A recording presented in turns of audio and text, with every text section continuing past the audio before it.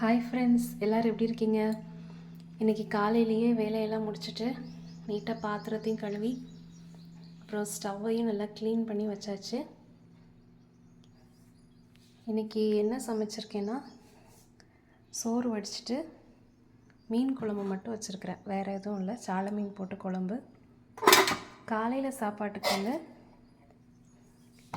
நேற்று உள்ள கஞ்சி, பழைய கஞ்சி, இதில் மோர் ஊற்றி சாப்பிட்ணும். சின்ன வெங்காயம் வச்சு சாப்பிட்டா ரொம்ப நல்லாயிருக்கும். காலையிலே இப்படி க்ளீன் பண்ணி முடிச்சுட்டா கிச்சனே பார்க்குறதுக்கு கொஞ்சம் நீட்டாக இருக்குது. டெய்லியும் இப்படி பண்ணால் நல்லா தான் இருக்கும். பார்க்கலாம்.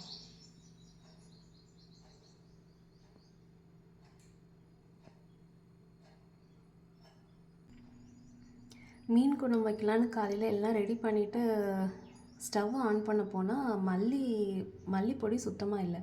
அப்புறம் அதுக்கு மல்லியை கொஞ்சம் எடுத்து வறுத்து அதையும் அரைச்சி வச்சாச்சு.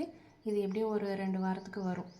இது காலையில் ஒரு எக்ஸ்ட்ரா வேலையாயிட்டு. நேற்றே பண்ணியிருக்கணும், அது சரியாக கவனிக்காதனால காலையில் வறுத்து அரைச்சி திரும்ப குழம்பு வைக்கிற மாதிரி ஆயிட்டு.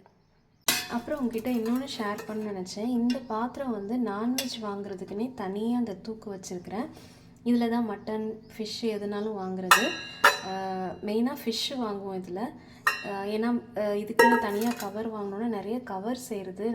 நம்மளால் முடிஞ்ச ஒரு நல்ல விஷயத்த பண்ணலாமேன்ட்டு எப்போனாலும் இந்த தூக்கு எடுத்துகிட்டு போயிடுவோம் மீன் வாங்குறதுக்கு. ஆனால் என்னென்னா, இந்த தூக்கு வந்து மீனை நம்ம எடுத்ததுக்கப்புறம் பார்த்திங்கன்னா ரொம்ப ஸ்மெல் அடிக்கும். அதனால் நல்லா கழுவிட்டு ஒரு 1-2 மணி நேரம் வெயிலில் காய வச்சு எடுத்துட்டோன்னா அந்த ஸ்மெல்லாம் போயிடும். ஸோ அட்லீஸ்ட் வாரத்துக்கு 2-3 கவர் வராத மாதிரி நம்ம தடுத்துக்கலாம். நீங்களும் இதை முடிஞ்சால் ட்ரை பண்ணி பாருங்கள்.